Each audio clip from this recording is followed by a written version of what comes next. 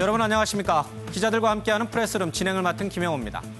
김근희 기자입니다. 자유한국당이 선거법 개정을 막기 위해 시작한 필리버스터가 오늘 새벽 0시를 기준으로 종료됐습니다.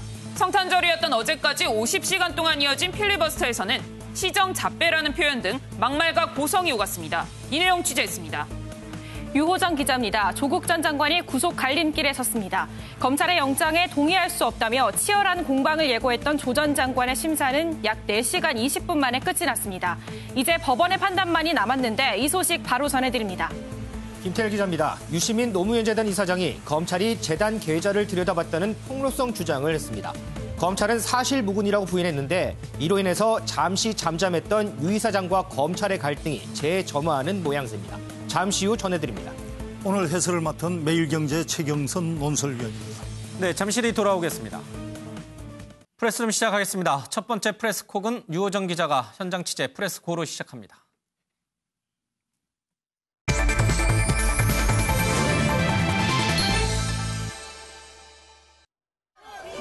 (122일입니다) 첫 강제 수사 후에 122일째입니다. 그동안 가족 전체를 대상으로 하는 검찰의 끝이 없는 전방위적 수사를 견디고 견뎠습니다. 혹독한 시간이었습니다. 저는 검찰의 영장 신청 내용에 동의하지 못합니다. 오늘 법정에서 판사님께 소상히 말씀드리겠습니다. 철저히 법리에 기초한 판단이 있을 것이라고 희망하며 또 그렇게 믿습니다. 감사합니다. 감찰 중단에 나가는 외부 지시 있었습니까? 직권남용 혐의 계속 부인하시는 겁니까? 한 말씀만 부탁드립니다. 어떤 내용 소명하셨습니까? 구속될 거라고 생각하십니까? 감찰 중단에 대한 외부 지시 있었습니까? 외부 청탁 받으신 거 없습니까? 직권남용 윗선 지시 없었습니까? 감찰 중단에 대한 법적 책임을 인정하지 않으십니까? 손명기 특검에 본인 이름이 나오는 거 아십니까? 감찰 중단에 앉으세요. 민주당 앉으세요. 민주당 한 당직자와 임동호를 민주계 카드가 있다고 말하는 사실 인정하십니까? 민주당 유실에서 공무원에 대한 앞에.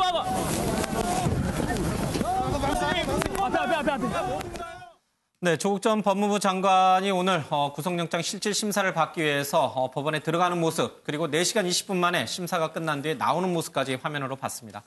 오늘 이 법원 주변에서는 이 찬반 집회도 격하게 열렸습니다. 유호정 기자가 현장을 좀 둘러봤습니다. 직접 보겠습니다.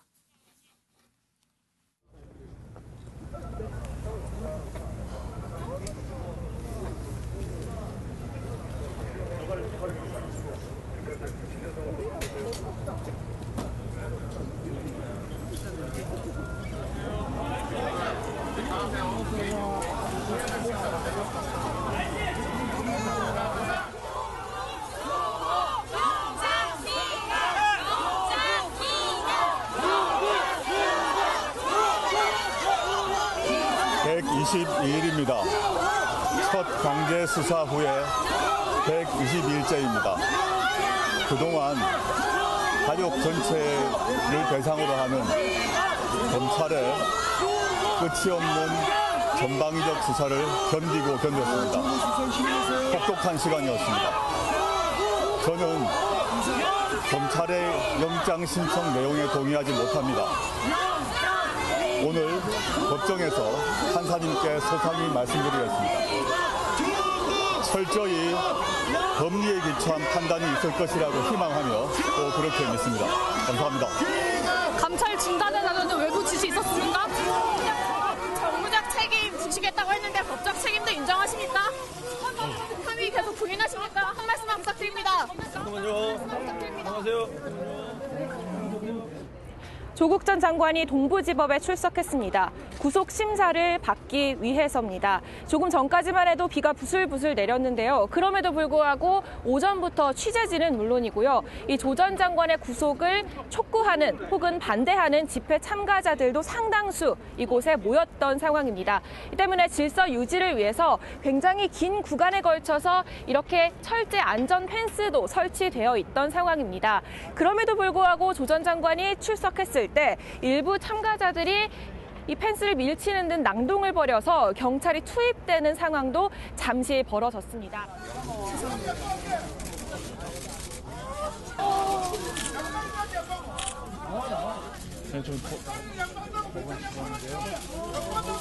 그렇게 조 전 장관 이 심사 예정 시각 약 25분 전쯤 이곳에 도착을 했습니다. 그리고 포토라인에 섰습니다.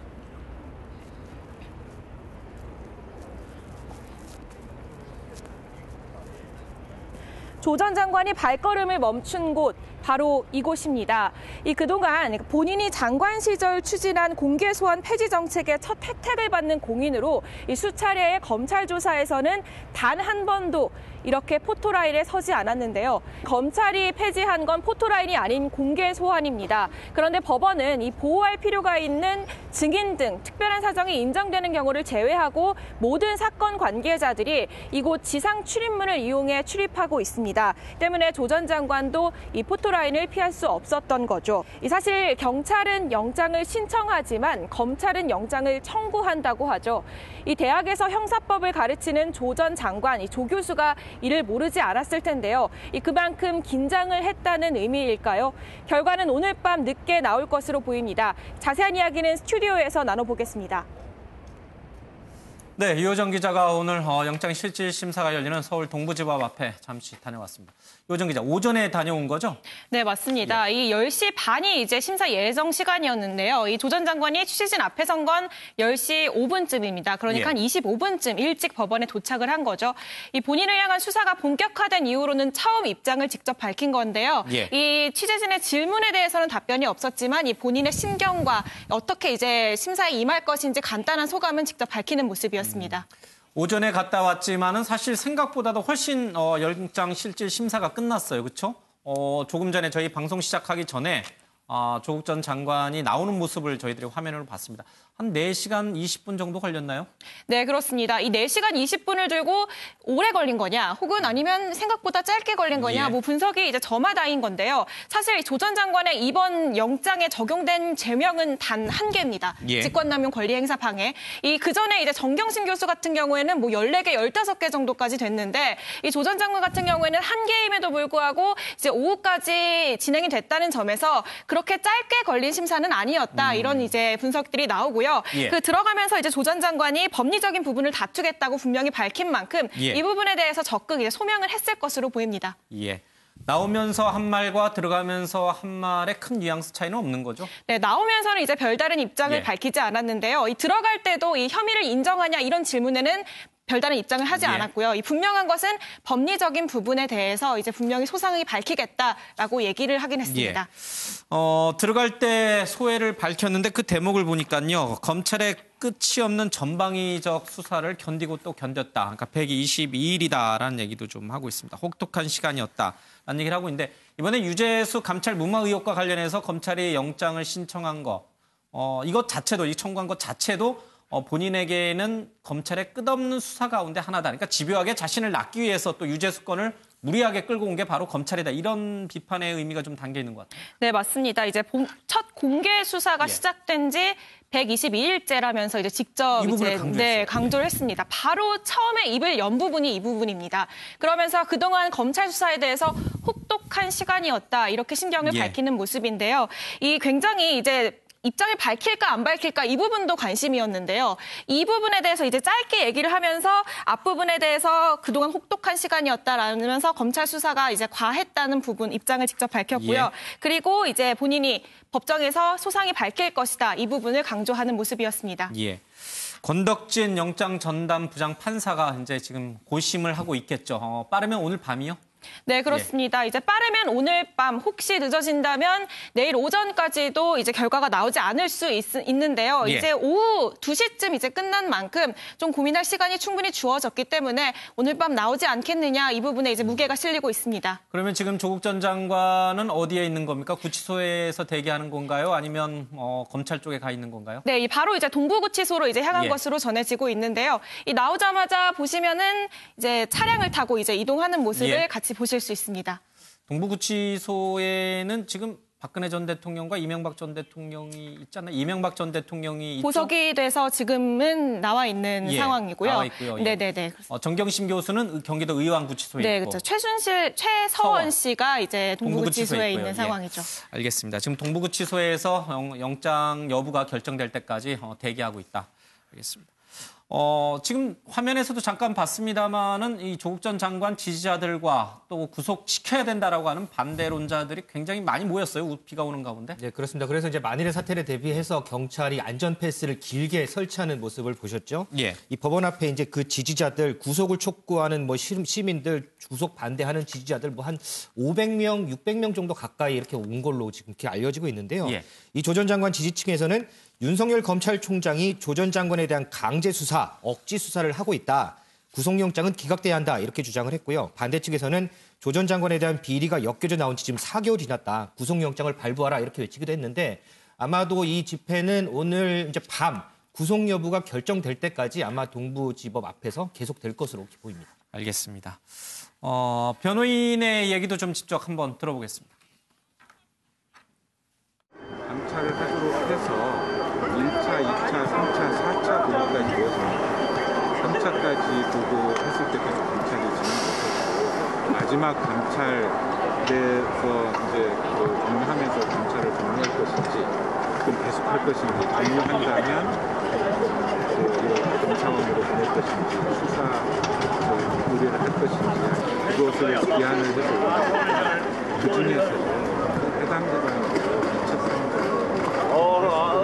그 결정을 집행하는 것은 하는 것이었고 집행 결과는 최소한 그렇게 결정됐기 때문에 소위 직권남용 권리행사 방해에서 감찰을 중단시켰다라는 것은 그리고 법률적으로도 대체 중단시켰다고 한다면 감찰관의 권리가 권한이 있어야 되고 그렇게 무슨 권한이면 많이 수사권이 없고 시기만 저희 김백인 따로 사실은 마친다.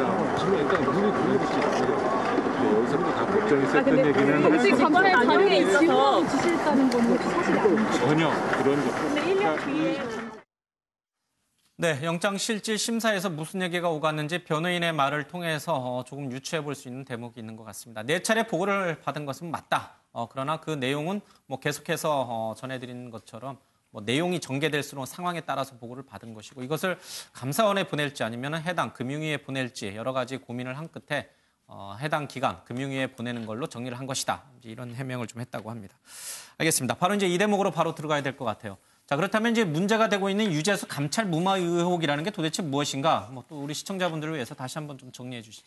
그렇습니다. 그 김태우 전 청와대 특감반원이 이 조 전 장관의 감찰 무마 혐의로 고발을 하면서 이 같은 의혹이 촉발이 됐습니다. 내용은 2017년 8월에 민정수석실이 이 금융위 국장으로 있던 유재수 전 부시장이 업체들로부터 금품갑 혐의를 받았다는 비위 혐의를 포착하고 특별감찰에 착수했다가 3개월 만에 돌연 중단했다라고 폭로를 한 건데요. 예. 이와 관련해서 이 조 전 장관은 당시 민정비서관이었던 백원우 비서관에게 금융위에 통지하라라고 지시를 했고 금융위가 이와 관련해서 인사에 참고를 하면서 이 종료가 됩니다. 이와 관련해서 검찰 쪽에서는 왜 이와 관련해서 별도의 인사 조치 없이 사표만 수리했느냐라고 하면서 의혹을 제기하며 수사를 하고 있는 상황이고요. 이와 관련해서 조 전 장관 측과 청와대의 설명은 우선 당시 비위와 관련해서 신빙성이 떨어진다고 판단을 했으며 또한 민정수석실에서 이와 관련한 감찰 조사 강제 조사권이 없었기 때문에 이와 관련해서 인사 권한이 있는 금융위에 통지만 한 것이다. 이는 정무적인 판단이었다. 이렇게 주장을 하고 있는 상황입니다. 예, 금융위에서는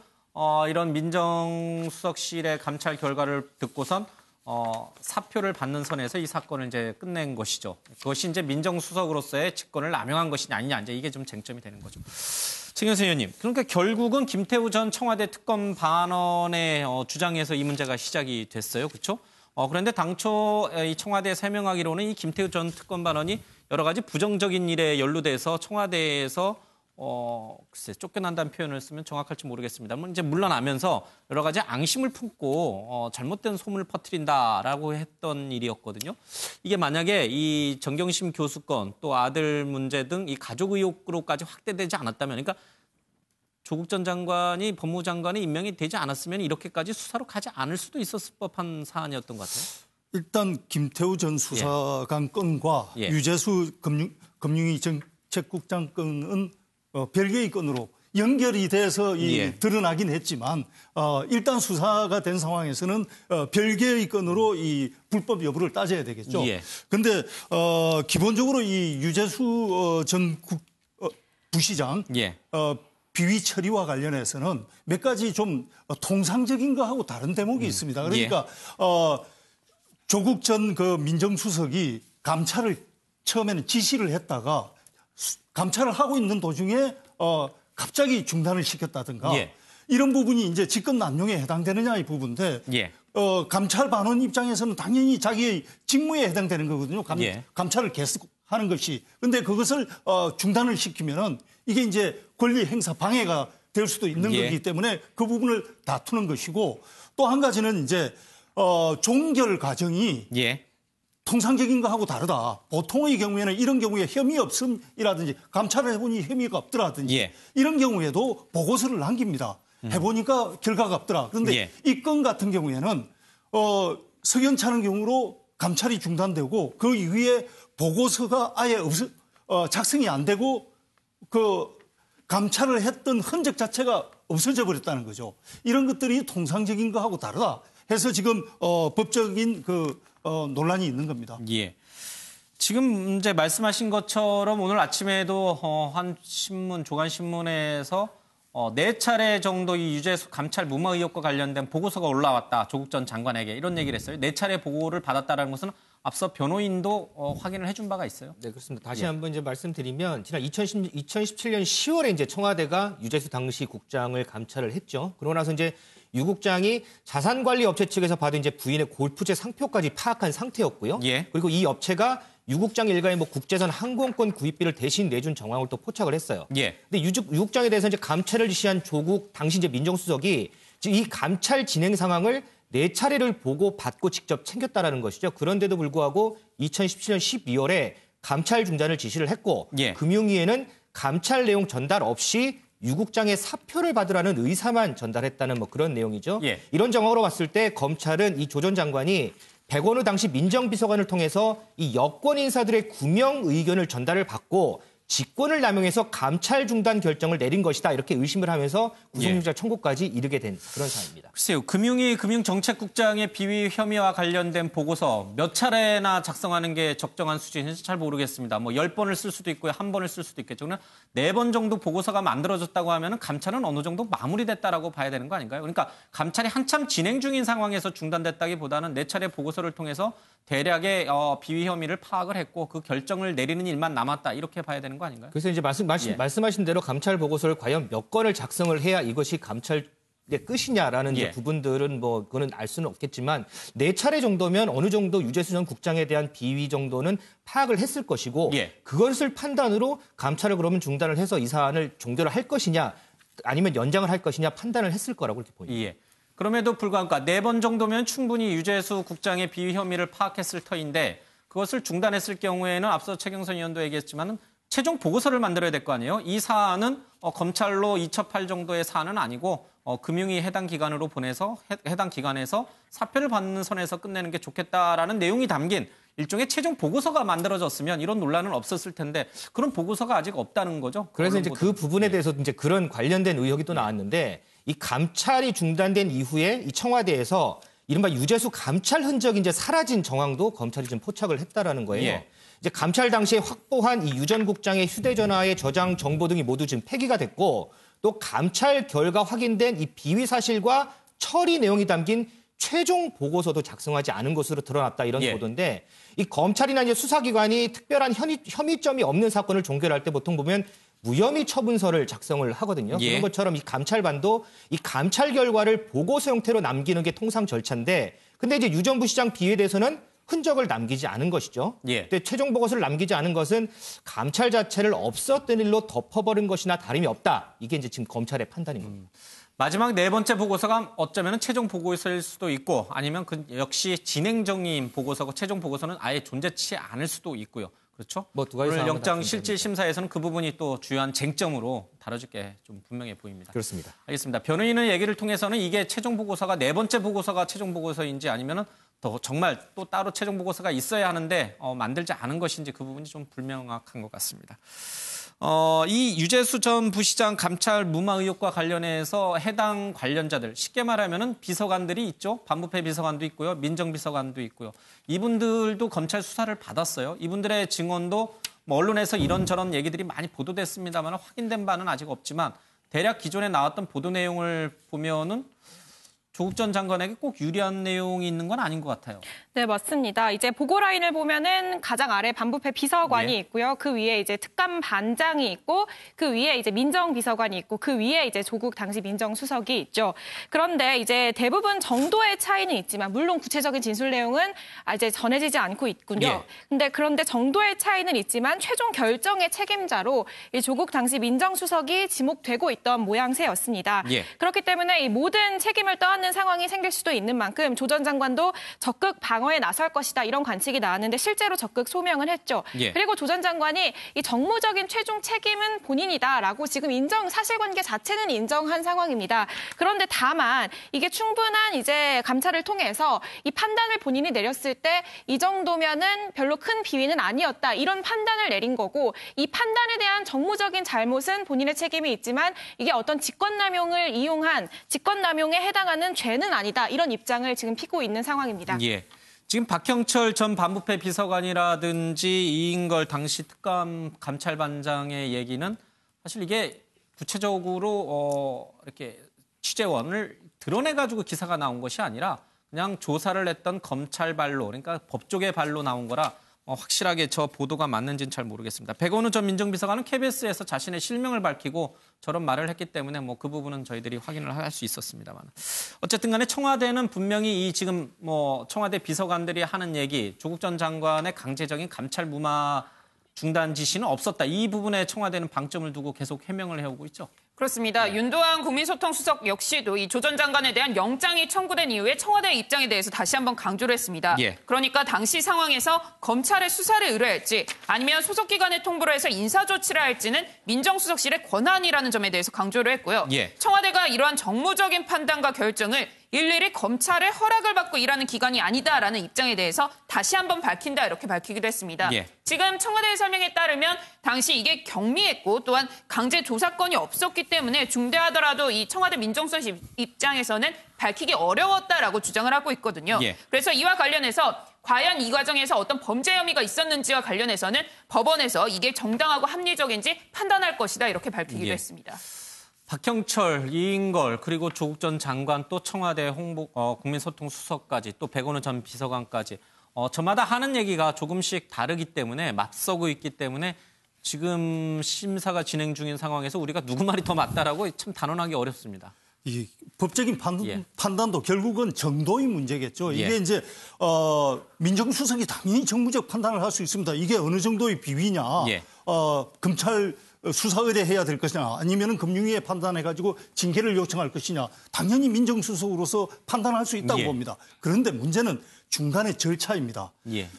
지금 감찰반이 감찰을 좀 더 하겠다는데 그것을 억지로 만약에 중단을 시킨다면은 충분한 감찰을 안 한 상태에서 판단을 하는 것이기 때문에 예. 이것이 정상적인 정무적 판단이라고 할 수 없다고 또 볼 수도 있는 거거든요. 예. 그 부분이 지금 다툼이 되고 있는 거라서 이것이 직권남용이냐 아니냐 여부는 충분히 감찰을 한 다음에 정무적 예. 판단을 했느냐. 감찰 도중에 그것을 중단을 시키고 정무적 판단을 했느냐. 이건 예. 굉장히 중요한 일이죠. 알겠습니다. 자, 이렇게 중요한 사안인 만큼 검찰도 아마 신중에 신중을 기했을 것으로 보입니다. 유호정 기자, 검찰은 자신 있어 합니까? 네, 이 앞서 이 검찰이 유재수 전 부시장을 기소할 때 이 관련 내용을 적시한 적이 있죠.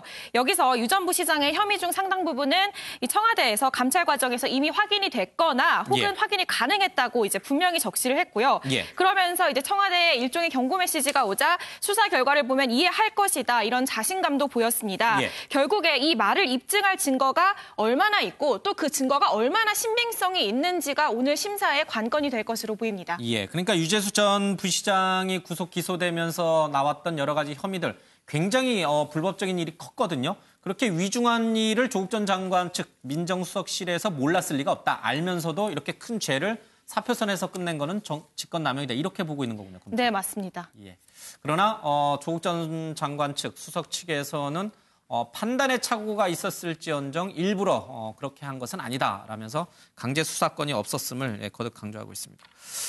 일각에서는 과거에 우병우 전 민정수석의 직권남용 문제를 자꾸 이 조국 전 장관과 대비하는 움직임이 있어요. 우병우 전 민정수석이 박근혜 정부에서 했던 직권남용과 지금의 이 조국 전 장관의 경우가 어떻게 같고 또 어떻게 다른 겁니까? 일단 뭐 공통점이라고 한다면 예. 두 명 다 이 민정수석 시절에 벌어진 이 직무 관련돼서 이제 범죄 의혹이라는 건데요. 예. 차이점은 뭐냐면 우병우 전 수석 같은 경우에는 당시에 이제 국정농단을 인지하고 있으면서도 감찰을 안 한 거고요.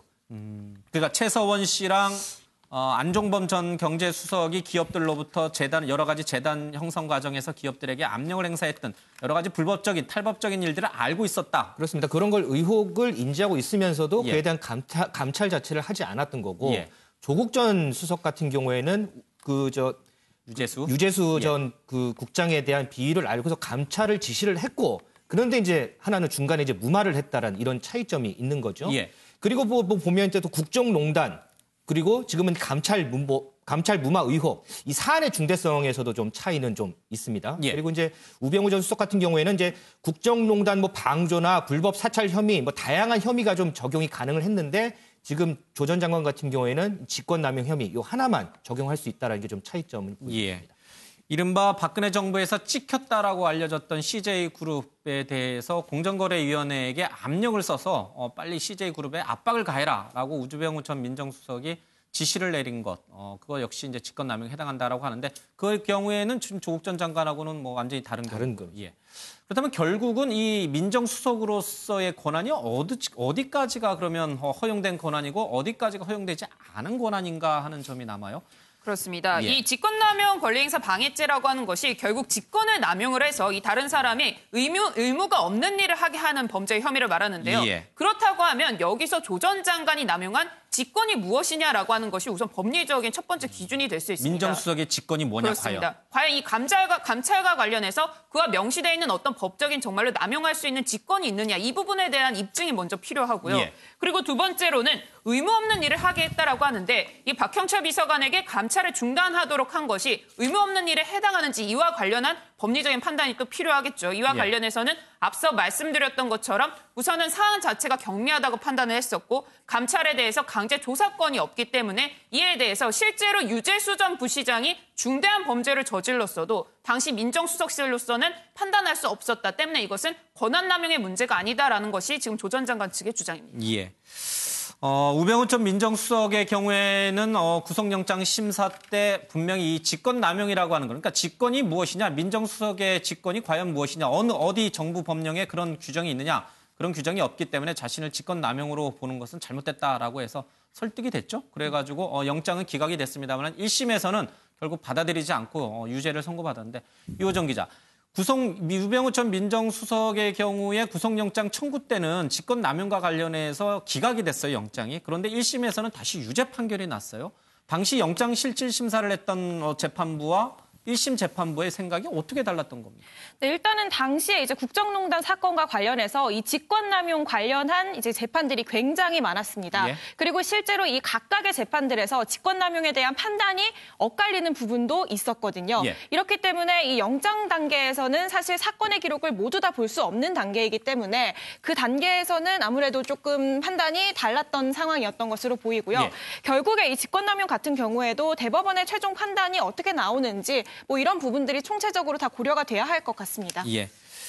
우병우 전 민정수석의 경우에는 1심 재판부가 민정수석은 비위 혐의를 알게 되면은 감찰을 통해서 그 사실을 확인한 뒤에 대통령에 보고하거나 아니면은 수사기관에 의뢰를 해야 할 의무가 있다라고 규정을 했습니다. 바로 조국 전 장관에게도 이 사항이 해당되는 것인지 그 부분은 좀 오늘 영장 심사를 하는 재판부가 아마 곰곰이 따져볼 것 같습니다.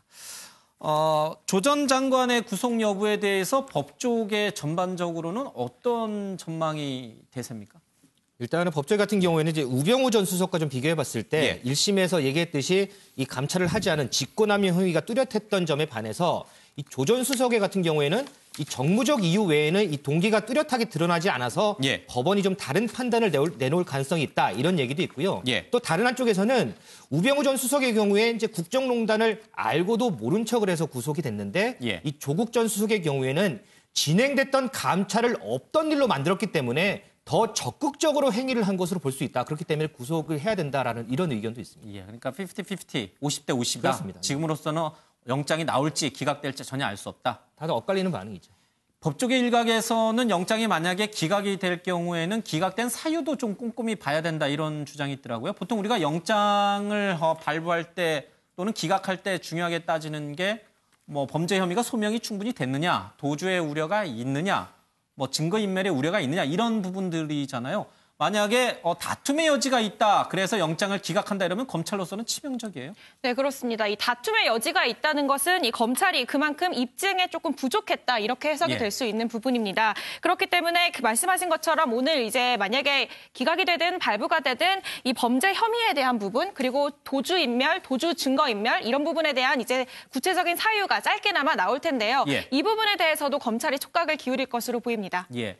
지금 뭐 충분히 압수수색이라든지 여러 가지 증거 자료를 확보했기 때문에 증거 인멸의 우려는 없을 것 같고요. 그렇죠? 그리고 법무장관까지 한 사람이 도망가지는 않을 거니까 도주의 우려도 없을 것 같고 역시 쟁점은 다툼의 여지가 있느냐. 그 부분이 아마 쟁점이 좀 될 것 같습니다. 글쎄요. 최 의원님께 제가 개인적으로 전망을 여쭤봐도 될까요? 일단 비슷한 맥락에서 보자면 범죄 혐의 소명과 관련해서는 사실은 앞서 그 우병우 전 수석을 말했는데 우병우 전 수석 같은 경우에는 직무유기에 해당이 되죠. 그러니까 당연히 감찰을 해야 되는데 감찰을 못했다. 이 부분이기 때문에 직무유기에 해당되고 지금 조 전 장관 같은 경우에는 진행되고 있는 감찰을 중단시켰다 해서 이건 직권남용 권리행사 방해에 해당되는데 이 형법상 형은 이 직무유기보다 직권남용이 더 큰 죄에 해당됩니다. 그래서 범죄 지금 혐의가 소명됐느냐 안 됐느냐 부분은 앞으로 판단할 문제지만 형량은 더 높은 것이고 그리고 이 증거인멸 가능성에서 본다면은 우병우 전 수석 같은 경우에는 모든 국정농단 수사가 이미 마무리된 상태에서 추후에 구속이 된 거고 지금 조국 전 민정수석 같은 경우에는 그 관련된 그 청와대 관계자들이 아직도 수사가 진행되고 있는 상황이기 때문에 증거인멸 부분에 있어서는 판단할 여지가 아직도 있습니다. 그래서 저도 이제 이것을 영장이 집행될 거다, 기각될 것이다 정확하게는 말할 수는 없지만 다만 저는 이제 초지일관되게 불구속 수사 원칙을 중요시하는 사람이라 불구속 수사 원칙을 지켜도 될 만한 사건이 아닐까 이렇게 판단을 하고 있습니다. 알겠습니다. 지금으로서는 예측하기가 굉장히 어렵습니다.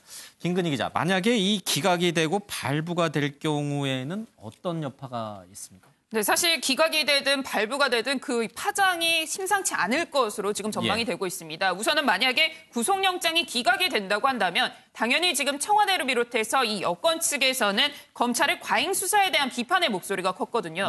결국 이는 윤석열 총장의 거취 문제뿐만이 아니라 향후 이 검찰 조직에 대한 어떤 개혁의 움직임에까지 영향을 미칠 수 있다 이런 전망들이 나오고요. 만약에 반대로 구속영장이 발부가 될 경우에는 조 전 장관으로 그칠 것이 아니라 그 이외에 있는 다른 청와대 인사들 또 여권 인사들로까지 수사가 확대될 수 있다. 또한 신임 지금 법무부 장관 후보자인 이 추미애 장관이 법무부 장관으로서 검찰 인사를 행사하는 데 있어서도 영향을 미칠 수 있다. 이런 전망까지 나오고 있습니다. 조국 전 장관으로 그치는 게 아니라 친문 인사들까지 확대된다. 그러면 그 친문 인사들이라고 하는 분들이 최근에 검찰 조사를 다 받았던 분들이잖아요. 김경수 경남지사, 또 윤건영 청와대 국정기획상황실장, 또 뭐 청경득 행정관 등등. 그러니까 이 사람들에게까지도 수사의 칼날이 갈 수 있다 이런 뜻이군요. 네, 실제로 검찰이 이 세 사람을 이미 참고인으로 조사를 한 바 있는 것으로 이제 알려졌죠. 예. 조사 내용이 알려지진 않았지만 이분들이 이제 참고인으로 조사가 된 만큼 결국에 만약 누군가가 감찰을 무마하도록 청탁한 사실이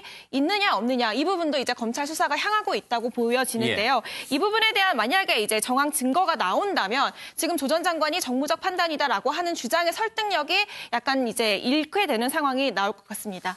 만약 조국 전 장관이 구속이 된다면 조국 전 장관에게 이른바 청탁을 한 사람들, 그 사람들 친문 인사들을 중심으로 검찰의 수사가 전방위적으로 확대되고 그것은 문재인 정부의 레임덕으로도 갈 수 있는 아주 중요한 사안이다. 이제 이런 뜻이군요. 조국 전 장관 개인적으로도 지금 서울대 교수직을 잃을 수도 있잖아요. 네, 맞습니다. 이 서울대 인사규정에 따르면요, 이제 관련해서 이제 인사규정이 조금 이제 화제가 되고 있는데요. 예. 이 총장은 이 수사기관의 통보를 받은 이제 교원에 대해서 징계 절차를 열 수가 있다 이런 얘기가 있고요. 예. 또 그리고 한 가지 이 직위를 기소가 된 교원에 대해서는 직위를 부여하지 않을 수 있다. 이런 두 가지 규정이 이제 화제가 되고 있습니다. 예. 이 두 번째 규정은 이 과거 동양대 정경심 교수 관련해서도 언급이 된 바 있는데요. 당시 이제 동양대 교수는 이 직위를 주지 않을 수 있다는 거지 직위를 해제해야만 한다는 건 아니다라는 이제 해석을 해서 예. 이제 정 교수의 휴직을 받아들였던 상황이죠. 예. 그렇기 때문에 서울대도 비슷하게 이제 조심스러운 입장을 보이고 있는 상황이고요. 예. 특히나 이제 무죄 추정 원칙에 따라서 재판 결과를 기다린 후 판단하게 되지 않을까 이런 유보적인 입장을 보이고 있습니다.